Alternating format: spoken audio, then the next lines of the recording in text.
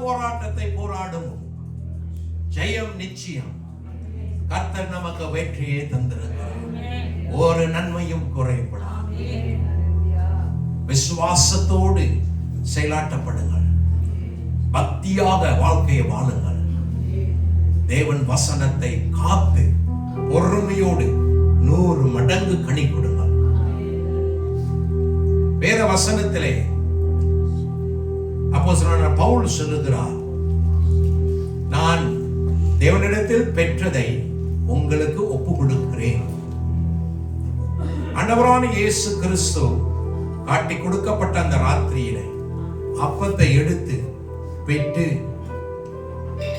இதோ என் சரீரம் உங்களுக்காக பிக்கப்பட்டது என்று சொன்னார். இதை நீங்கள் பங்கு கொள்ளும் பொழுதெல்லாம் சிலுவையின் மரணத்தை நீங்கள் நினைவு கூறுவீர்கள். இயேசு எனக்காக மரித்தார். சொல்லுங்க, இயேசு எனக்காக மரித்தார். நன்றி இயேசப்பா. நன்றியோடு பங்கு கொள்வோம்.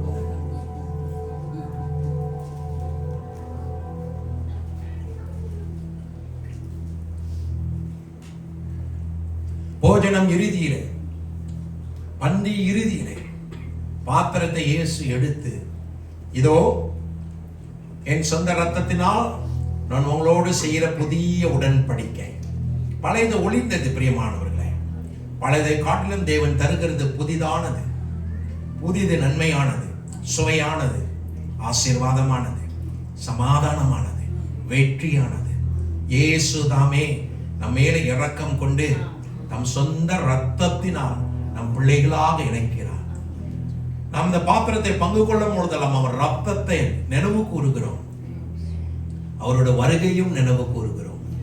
சபையே பங்கு கொண்டு இயேசு வருகைக்காக ஆயத்தப்படு. இயேசு கூடிய சீக்கிரம் வரப்போகிறார். அப்பா, நீ வருகைக்காக காத்திருக்கிறேன் என்று சொல்லுவோம். அப்பா இயேசுவே, நீங்க வருகைக்காக அவளாய் காத்திருக்கிறோம். ஆமென். நன்றி இதயத்தோடு பாத்திரத்தை பங்கு கொள்வோம்.